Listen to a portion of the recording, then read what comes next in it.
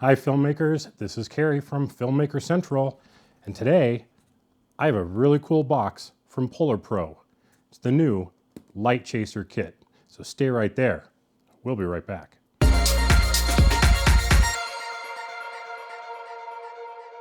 Now, if you've been following PolarPro the last, I think about 2 months or so, then you'll know what the LightChaser Pro is, and if you haven't, well, then you're going to find out, because I'm going to open the box. I'm going to show you all the stuff that I got. So the day this came out, I ordered it. I pre-ordered it, and I just got it today. Super, super excited. They did not sponsor this. I bought this with my own money because I wanted it.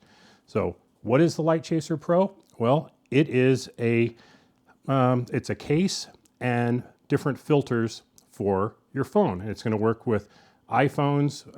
It's really designed for the 11 with the 3 cameras, and it's also available for the Samsung S20, which I think is kind of cool that they did it for that as well. And I've never been big on doing much videography with my phone. I do it, and not so much on this channel, but on my Traveler channel, where I do a lot of Jeep stuff. I'll use my phone more often just because I don't want to take my big DSLR out on, well, it's not big, it's a Sony a7 III, but still, that and the associated filters and everything, I don't really want to take that out on the trail. It's going to get bounced around, it's going to get dirty, when I can do everything with an Osmo Action, an Osmo Mobile, and my phone. The problem has been with my phone, I can't get the shutter speed right. There's no aperture, and what I needed was some ND filters, and preferably variable ones. That's going to allow me to fine-tune my exposure so I can get my shutter speed where I want. Now, I know, before anyone gets going, Moment has been around forever. They make fantastic stuff. And they do. Their stuff is fantastic. I've used it. It is excellent stuff. There's nothing wrong with the Moment products. My only reason why I never went that way is because I just didn't want to invest in a whole ecosystem of different lenses and things. It's just kind of a rabbit hole. But if you're really into shooting on your phone, then it's great products. And it may even keep you from having to buy a bigger, like a mirrorless camera or something, because you can do so much with your phone with the Moment lenses. But it was overkill for what I wanted. With this phone, I've got 3 lenses on it, the narrow, the wide, and the ultra wide. More than I need for what I do. I just needed to fine tune it. So let's open up the box and I'll show you all the different goodies that I got. So we'll start off here. We'll get to all these in just a moment. We'll get to that in a moment, and we'll get to this right now. So the main components are going to be a case and different filters. Now, I went ahead and I bought the Filmmaker kit, and the reason for that was price. It's a good deal. You get the case, you get this grip, which I'll show you in a moment, and you get the ND filters. So to me, that was a good deal. And I didn't spend hundreds of dollars investing in the whole system. So go ahead and let's open up the case here. Okay, this feels really nice. We'll get the foam out. It's a very nice case. There's no sharp edges.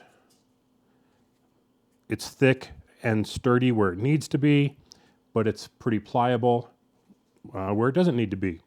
And you'll see it has these ridges along the side. Well, we'll get to that in a moment. Let's go ahead and stick the phone into it. See how it, wow, that is a snug fit.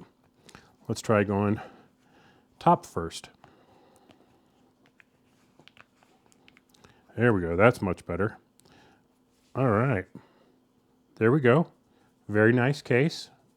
Feels good. It's not too slippery. It's not too textury. The back has a nice texture on it, but the sides, they feel very robust.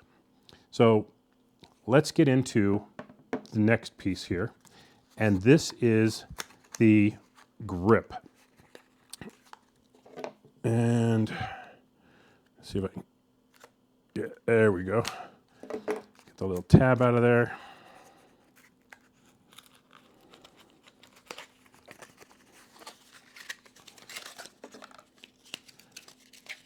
So this is the iPhone 11 Pro Max Grip, and very good quality. This is, I'd go so far as to say this is surprisingly good quality. I'm very, very impressed. So it has a little switch on the side. So if you push that up and push it down, you can see that the little grippers extend. And when you let go, it locks into place, so they're not going to come off. So where does this play in? Well, let's open it up, and it attaches to the ridges on here. Now you have a very, very sturdy grip on everything. That's going to make getting smoother shots a lot better, and this feels really good. It's got kind of a, it's probably hard to see, it's got kind of a lip here, so when your fingers are on it, it holds really, really nice. Now, that in itself is pretty cool. But what I think really makes the grip worthwhile is on the top and the bottom, it has 1/4-20 threads. So one of the reasons I don't ever really use my phone on a tripod is because I always forget to have the right clamp for it. And the ones I have, they're not super sturdy. This is going to be extremely sturdy, and it's going to be with me all the time. So I'm not going to leave this on here. It'll be in my backpack or in my case where I keep my Osmo Mobile and Osmo Action. So that is really nice, and it's adjustable. So if you don't want it there, you can move it out to here, you know, into the middle. And when you're putting it on a tripod, you can, so it's got a lot of adjustability. I kind of find I like this kind of second notch there. Gives me a nice, good grip on it. So I can put this on a tripod, or because it has one on the top, I can mount a light, I can mount a microphone. So very versatile having the 1/4-20s on the top and the bottom. All right, so if we take a look here at the case, we can see all three cameras, and it has these little notches here. Very reminiscent of the DJI Mavic 2 Pro, the way it has 4 notches, and you're going to put it on there and just barely twist it and lock things in place. So let's talk about the filters that are available. So here I have a 3 to 5 stop variable ND, very nice. And let's see, what else did I get here? I have an ND8, which is a 3 stop. I have an ND64, which is a 6 stop. And I have a circular polarizer. So some good variety of filters here. And I'm probably gonna, I think there's another variable ND that I may end up getting as well. So even though there's a little overlap in here on, like I said, this one is a 3 stop, and I do have a 3 stop over here. The reason why I would want to use the 3 stop versus the variable ND is when it comes to doing long exposure photography. And now I haven't tested this yet, so that's one of the things we're going to do is test long exposures with the variable ND. So often when you're using a variable ND for long exposures, you'll end up getting polarization crosshatch. And this is not supposed to do that, which is why it's limited to 3 to 5 stops. It only goes so far to, they say, to prevent the polarization crosshatch. So I'll probably get another one just for brighter conditions, just in case. But we'll see how this one works out. And then the ND64, going to be excellent for doing like long exposures of waterfalls and things during the day. That'll be great. And if we're shooting waters or windows or things where I'm getting a big reflection, then I've got the circular polarizer. So let's take a look at the variable ND. Now, each of these comes in its own little case, which is nice, and it's labeled 3 to 5 VND, so you know which one you're pulling out. And these cases are extremely secure, maybe even a little too secure, but there we go. And I'll pop that out, and there we go. Got a little speck of dust on there. There we go. All right, so they all are already in a lens cover. That is super nice. And then you have the 4 little pins on there. So let's go ahead and line these up. Give it a twist, it locks into place. Now you could, I mean, if you're using your phone all the time, you could definitely just keep one on here all the time and then just pull off the cover when you're ready to go. And then you have the dial on the outside to adjust the variable ND. And it says right on it, 3, and there's a little dot, and I can go up to 5. So I always know, looking down at my phone, I can see what my setting is. Super, super cool. Now, I did mention that I got these so I could get my shutter speed right. Well, if you're just using your phone's camera app, there really isn't a lot of control, and what's there isn't always that good, especially for manually setting shutter speed and ISO and things. And I can't shoot in flat color profiles with that, which is fine because I use Filmmaker Pro. Great, great camera app, total control over the camera. I can do so much with it. I can do better slow-mo, everything, change all the lenses around, do whatever I want, and that's going to allow me to set the shutter speed that I want and my ISO. So there's that. Now, another great app, which works just fine with these and is very easy to control your shutter and your ISO, is the Moment app. So while I didn't go with their lenses, I do use their app, and it was fairly inexpensive. I think it was like $3 or something, and it works really well, and it can also do log profiles. So giving you a couple choices there. Filmmaker Pro is more expensive, and I would say it even has more features. The Moment app, very inexpensive, still has a great set of features, just maybe not quite as many as the Filmmaker Pro app, where I can actually do focus pulling. Focus, that was the word I was struggling for, focus pulling. I can do exposure pulling. I can do zoom pulling, so I can program that in and get really nice, smooth focus shots and things with Filmmaker Pro. So that's super, super cool. Now there's other apps out there. I think there's Camera Pro and Camera Plus and maybe a couple others that allow you to do that. But I really like Filmmaker Pro because of the control that it gives me, the log profile. I have a LUT for it, so I can get my basic colors all dialed in, really nice, super, super cool. So next, we need to go outside and play around with this for a little bit and kind of see how it works, see how it feels. So let's get out, let's do a little shooting, and we'll be right back.